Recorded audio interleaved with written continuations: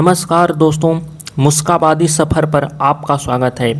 जुर्म की दुनिया में इस नए सफ़र में हम आपको सुनाने जा रहे हैं एक ऐसी खौफनाक वारदात की कहानी जिसके हर एक मोड़ पर एक ऐसा राज छुपा है जो आपके रोंगटे खड़ा कर देगा।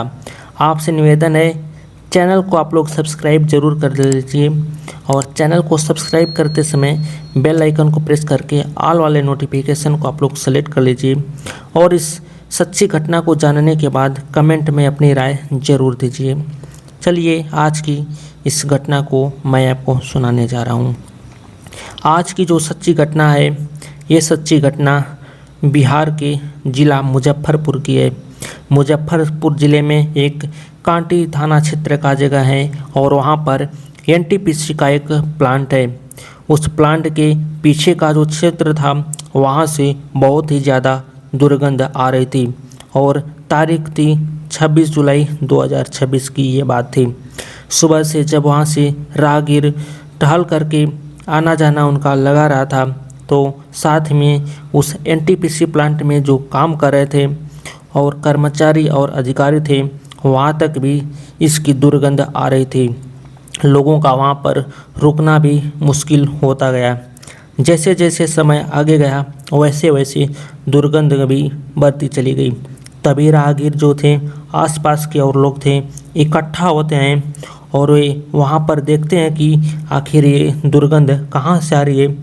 तो जैसे ही वो पास में जाते हैं तो देखते हैं कि एक महिला की वहाँ पर लाश पड़ी है और ये सूचना पुलिस को दी जाती है।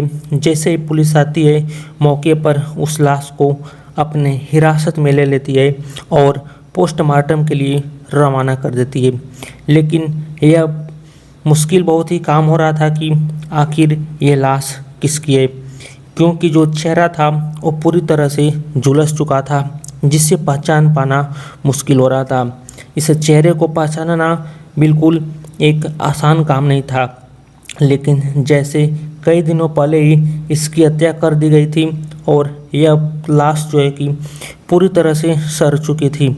आखिरकार पुलिस ने अपनी काम करते हुए पोस्टमार्टम के लिए भेज देती है और यह पता करने की कोशिश भी करती है कि यह आखिर किसकी है। और इसके जानने के लिए सबसे पहले सोशल मीडिया के माध्यम से एक सहारा लिया गया और जब भी मौके पर फ़ोटो खींचे थे वहाँ पर वो जो कपड़ों के फ़ोटो थे और सोशल मीडिया पर ये सब अपलोड कर दिए जाते हैं। और यह कहा जाता है कि यह इस महिला के संबंध में कोई भी जानकारी हो तो कांटी पुलिस स्टेशन में आकर के सूचना दे दें और जैसे ही फ़ोटो सोशल मीडिया के अलग अलग प्लेटफार्म पर लगातार चलाया जाता है तो पुलिस के पास एक सूचना आती है। और इस महिला ने जो कपड़े पहने हुए थे वह SKMCH एक नर्सिंग होम का था, उसके कपड़े होते हैं और उसके बाद वहाँ के लोग संपर्क करते हैं।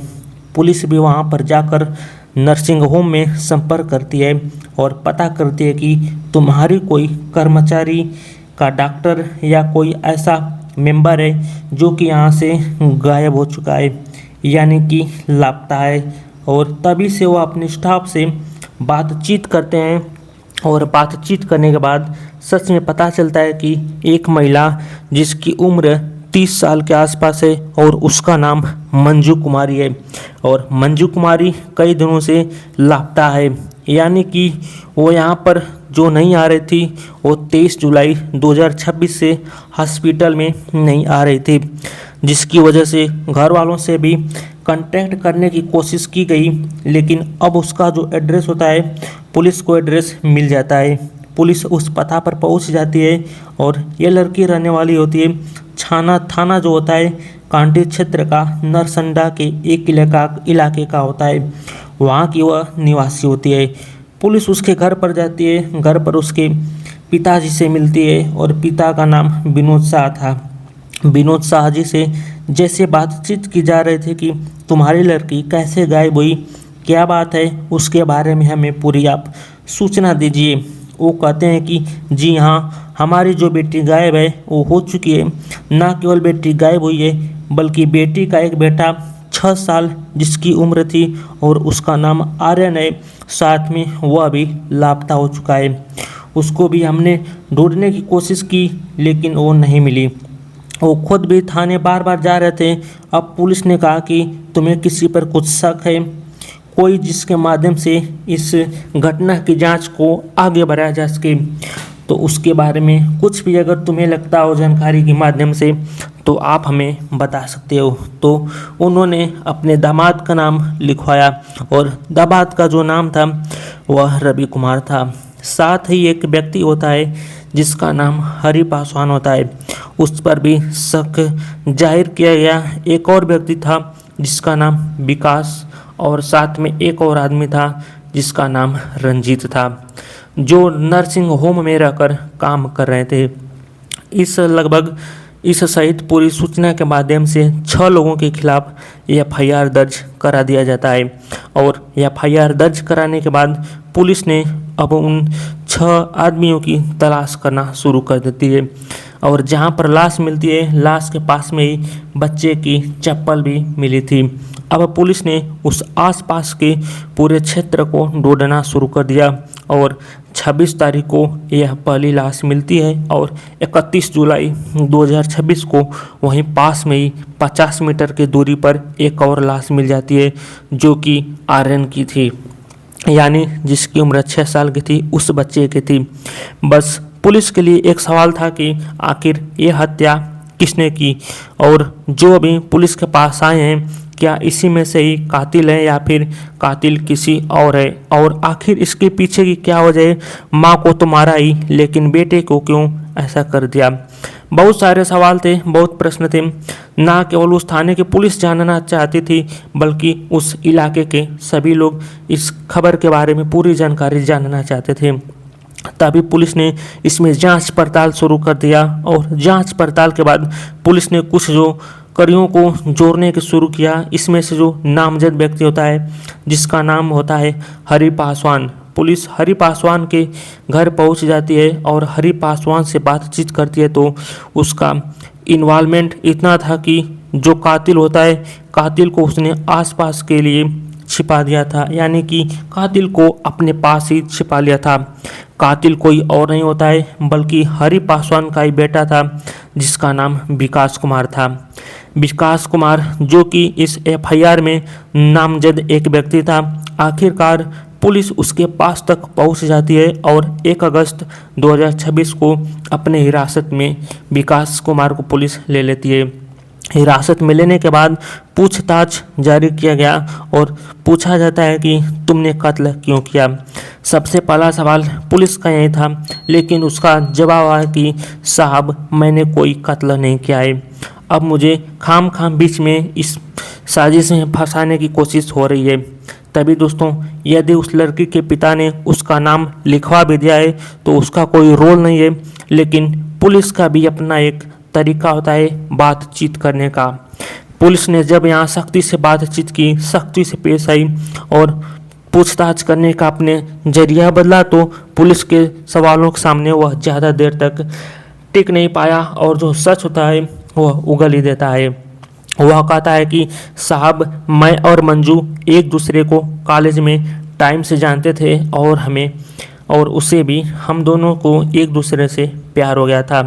हम जब आपस में मिलते थे, बातचीत करते थे, मुलाकात करते थे और एक दूसरे के बीच अवैध संबंध भी बनाते थे, यानी कि जब मन करता था मुलाकात करते। इसी बीच में उस लड़के की शादी तय हो जाती है और शादी के बाद वह खुद कहती है कि इस रिश्ते को ख़त्म करना चाहते हो या इस रिश्ते को और आगे बढ़ाना चाहते हो।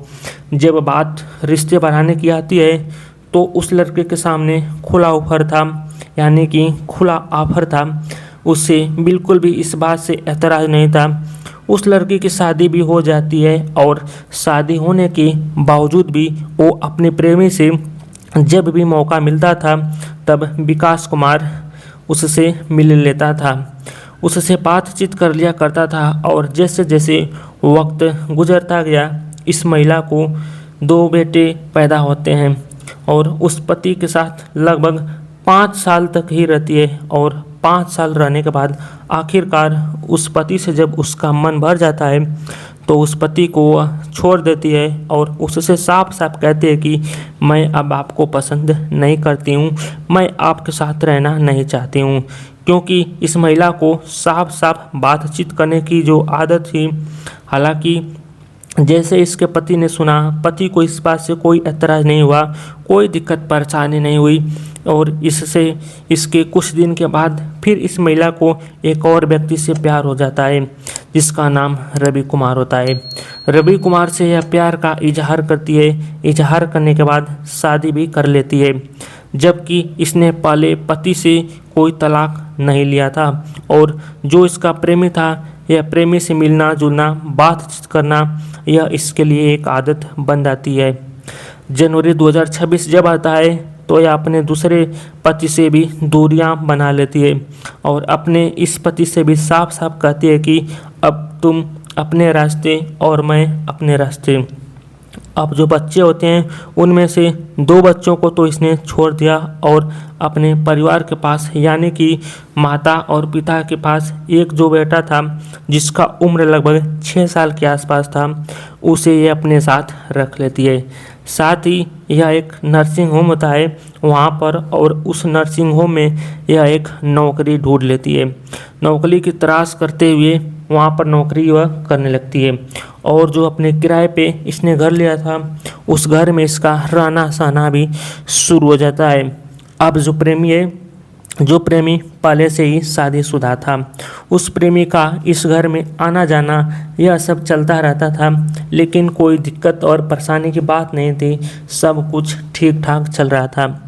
तारीख 22 जुलाई 2026 वो लड़की किसी से बातचीत कर रही थी और बातचीत करते हुए जो उसका प्रेमी होता है यानी कि इनकी कॉलेज टाइम का जो उससे अक्सर ये बातचीत करती थी और मुलाकात भी करती थी, उससे लिव इन रिलेशनशिप में रहना शुरू कर देता है। तभी वो जो मंजू से पूछता है कि मंजू आज तुम किसी से बहुत सारी बात कर रही हो, इतनी देर तक किससे बात कर रही हो? तब मंजू कहते हैं कि एक लड़का मेरी ज़िंदगी में आया है और उससे मेरी बहुत ही अच्छी दोस्ती हो गई है। तभी उसका प्रेमी पूछता है कि क्या तुम्हारे आसपास एक दूसरे के साथ संबंधों के साथ साथ अवैध संबंध भी हो गए हैं क्या? तो ऐसा दावा किया जा रहा है कि इस महिला ने स्वीकार कर लिया कि हाँ, उससे भी मेरी नज़दीकियाँ वैसे ही बढ़ रही हैं जैसे तुमसे है। यानी कि उसने पहले कॉलेज टाइम में प्यार किया, फिर शादी के बाद और पहले पति को छोड़ा और फिर उसने दूसरी शादी की और फिर दूसरे पति को भी छोड़ा। उसके बाद फिर उसने एक और प्रेमी को अपना बनाया और यह बात उसके पहले प्रेमी जो कॉलेज का प्रेमी होता है उसको यह बात अब बर्दाश्त नहीं हो पाती है।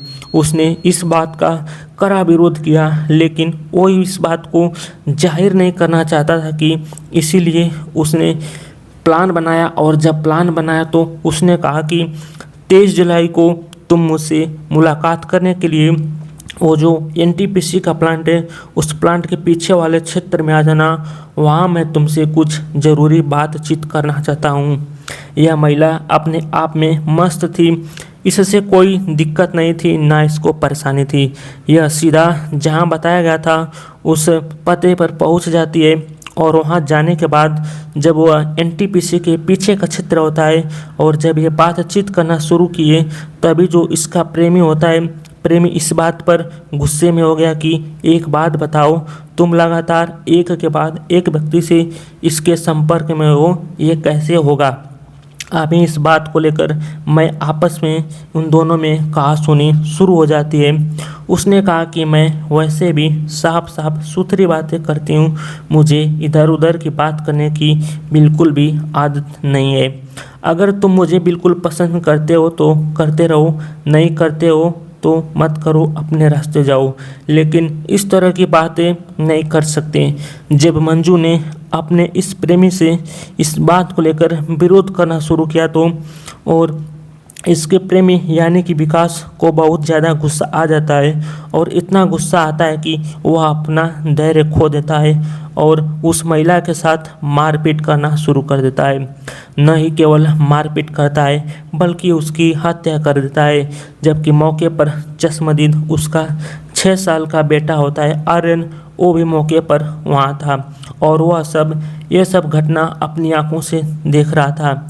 इसी बीच में उसने उस महिला की हत्या करने के बाद आराम से वहाँ जाने की कोशिश कर रहा था, लेकिन उसके दिमाग में ख्याल आता है कि जो 6 साल का बालक है उसकी ज़िंदगी का सबसे बड़ा नासूर बनेगा, इसलिए इस नासूर को निकालना बेहद ज़रूरी है।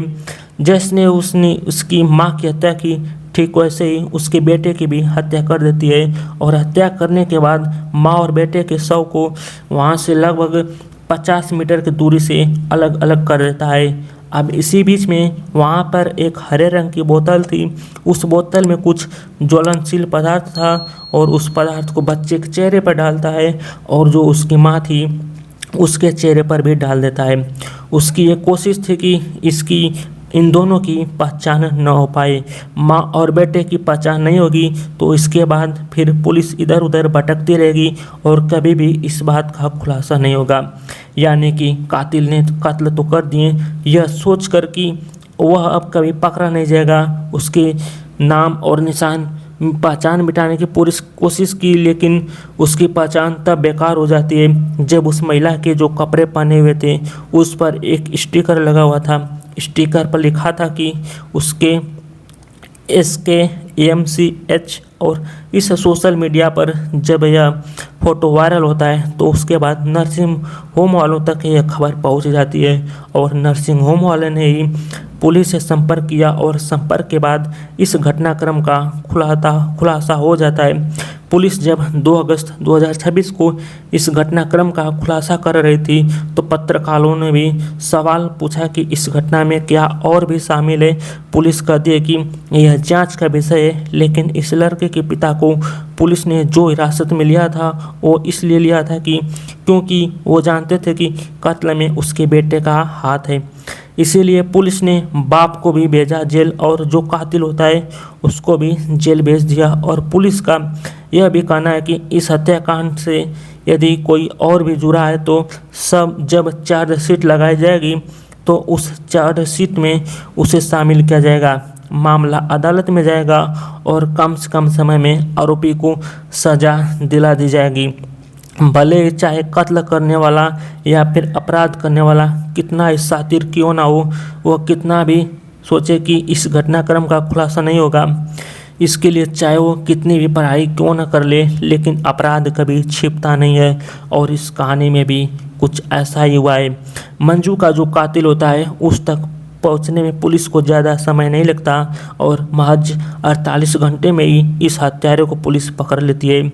पकड़ने के बाद गिरफ्तार करके उसे जेल में भेज देती है। और जब घटनाक्रम का खुलासा होता है तो जो लोग कह रहे थे कि इस महिला को इतनी साफ सुथरी बातें करने की आदत थी, आखिर क्यों थी, लेकिन सबसे ख़राब आदत इस महिला की होती है कि उसको एक के बाद एक नए नए पुरुषों के साथ बातचीत करना, उनके साथ संबंध स्थापित करना, इस तरह की आदत थी।